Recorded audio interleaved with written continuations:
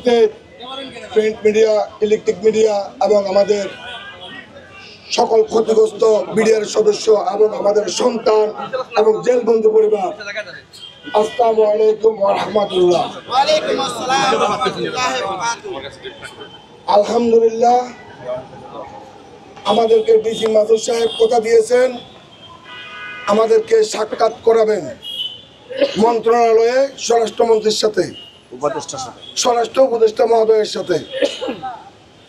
আলহামদুলিল্লাহ, আমরা 1টার সময়, আজকে দুপুর 1টার সময় আমরা স্বরাষ্ট্র উপদেষ্টার সাথে আমরা সাক্ষাৎ করতে যাচ্ছি। অন্য কোন সচিব বা কেউ না, আজকে সরাসরি স্বরাষ্ট্র উপদেষ্টা মহোদয়। তাই বলে কি যাচ্ছি, যতক্ষণ পর্যন্ত আমাদের দাবি মানবে না আমরা আমাদের পথ থেকে সরব না। তবে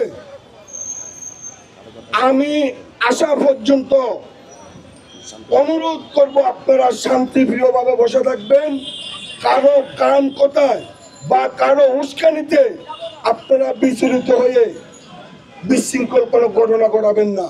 আর যদি এই ধরনের কিছু ঘটাতে যান তাহলে আমরা যারা প্রতিনিধিত্ব করতেছি আপনাদের কাছ থেকে আমরা দূরে সরে যাব।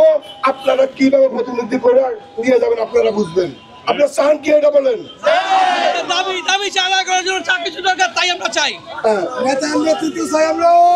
আচ্ছা, যদি নেতার নেতৃত্ব চান আমরা সচিবালয় থেকে আসা পর্যন্ত আপনারা শান্তিভাবে বসে থাকবেন। আমাদেরকে আহ্বান জানিয়েছেন স্বরাষ্ট্র উপদেষ্টা মহোদয়। আলহামদুলিল্লাহ, আমরা ওনার সাথে আমরা সাক্ষাৎ করব এবং 3টা দাবি মেনে নেওয়া পর্যন্ত আমরা মাঠ ছাড়ব না। একটা দাবি যদি কম হয় আমরা মাঠ ছাড়ব না। সর্বপ্রথম কি আমরা বিশেষ আদালত, সিওর কোর্ট, ডিসি সামারি সাহেবের কোর্ট, যারা আমরা চাকরিচ্যুত হয়েছি প্রত্যেকে চাকরিচ্যুতে পুনর্বহাল করতে হবে। 2 নম্বর, আমাদের নিরপরাধ জেলবন্দীদেরকে মুক্তি দিতে হবে এবং 3 নম্বরে 2-এর উপধারা ব্যতীত শব্দটি বাদ দিয়ে স্বাধীন তদন্ত কমিশনকে স্বাধীনভাবে কাজ করার সুযোগ দিতে হবে। এই 3টা দাবি আমাদের প্রাণের দাবি। আমি স্পষ্টভাবে বলছি, আমরা আসা পর্যন্ত আপনারা সকলে অপেক্ষা করবেন।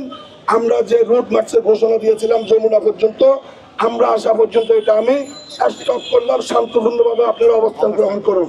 ধন্যবাদ।